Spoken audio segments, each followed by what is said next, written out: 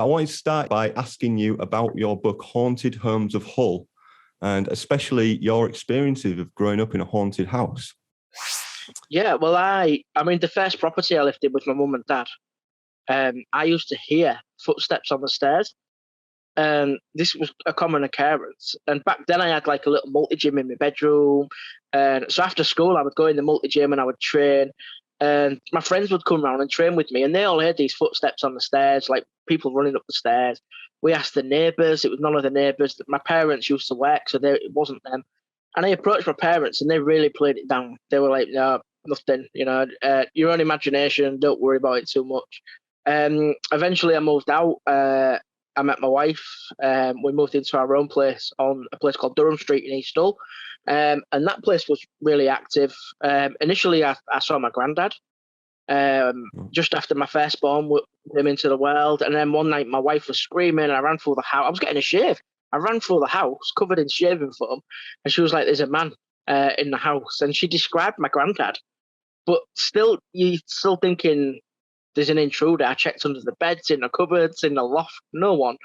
And I showed her a picture of my granddad, and she was like, oh my God, that's him. I mean, he died when I was like at primary school, so thought that was a bit weird. And we had a few experiences there that weren't very nice. But then moving into this place, this is where it all really kind of came full circle for us. I was born on this street. I lived on this street all my life. This was just another property on the street.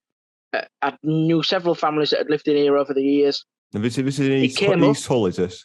East Hull, yeah, just off Oldness Road. It came up and it was 4 doors away from my mum and dad. And so I thought, I'm going to move down there and, raise the family down there. We moved in, and the first thing that happened really was my son was having a lot of night terrors. We were spending a lot of time at the doctor's. He would wake up on a night telling people he'd seen a man at his door, and the man had a bit of wood in his hand and he was banging it into his hand. And then my daughter used to, when I tucked her into bed on a night, she'd say, where's the little old lady that sings the songs? And I was like, there is no old lady. And initially you're kind of thinking, it's kids' imaginations, And one evening Bradley woke up, he was screaming, and I ran into his room and I hugged him. And he put his head on my shoulder and he leant right into me and he went, it's behind you. And I looked and there was no one there, but my heart's racing and I'm thinking, what the hell?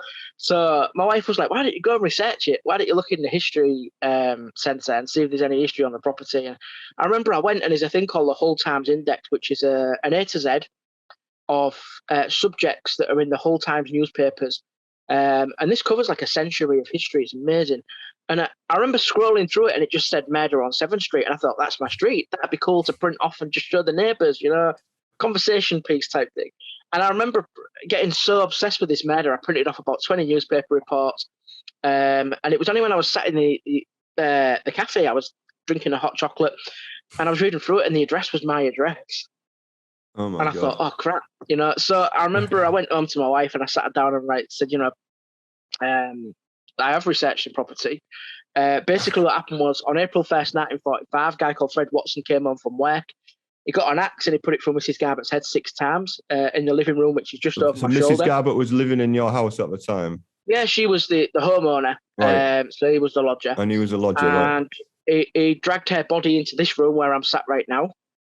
He tried to turn on the gas taps, and when the gas taps failed, he took a rusty knife and tried to cut his wrist. The police came, kicked down the door, and they arrested him, and they took him to the hospital on Beverley Road.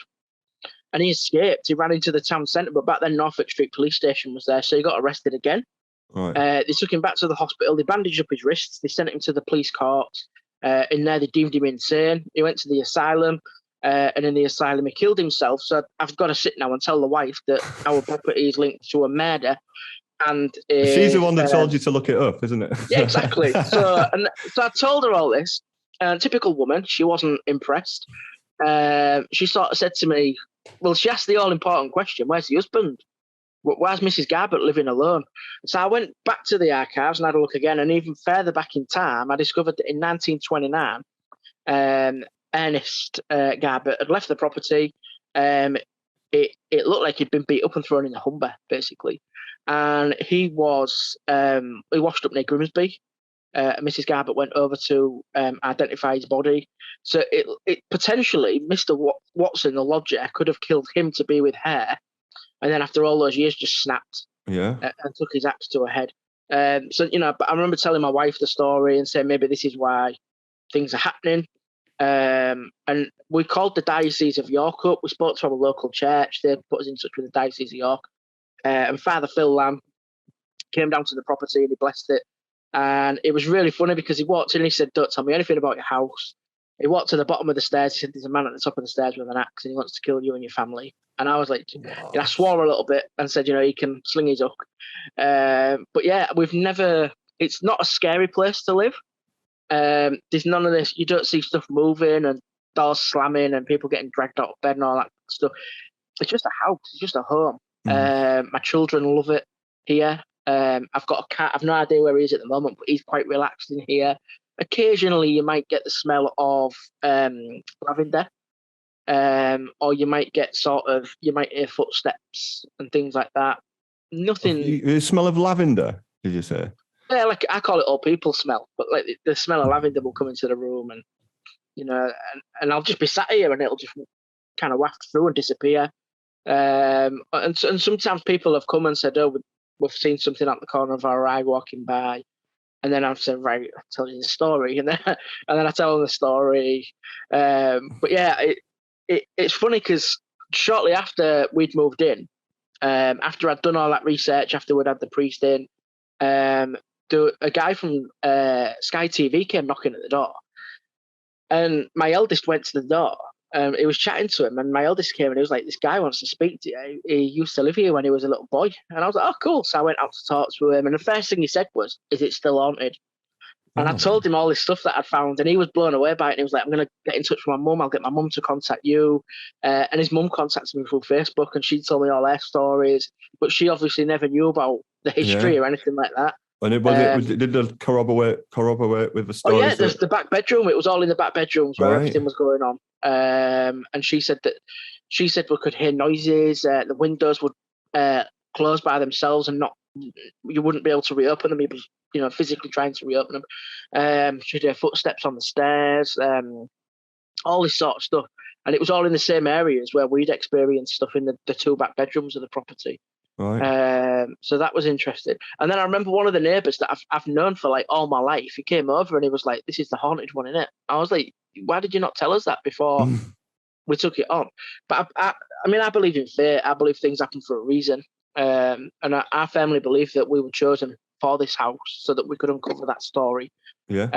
And every year on April 1st, we light a candle for Mrs. Garbutt so that her story's remembered, and I talk about her online and stuff like that. And I've done a few live streams on the anniversary to talk about the history of hair and things like that so that her story's remembered.